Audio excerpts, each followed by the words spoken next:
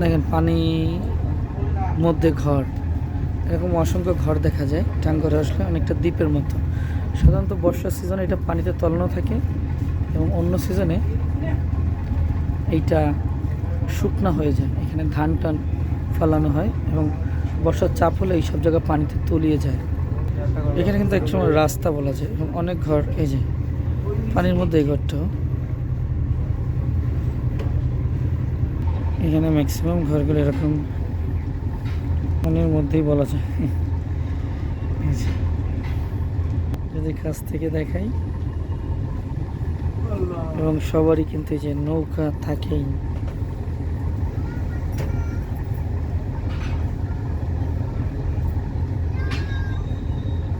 স্কুলগুলো অনেক সময় পানির মধ্যে থাকে, অনেক দূরত্ব বজায় রাখতে হয়। দেখেন যে এই ঘর থেকে এই ঘরে যে একটা সাঁকো ব্যবহার করা হচ্ছে, এপার থেকে এপারে যাবে বা এই বাড়ি থেকে এই বাড়ি,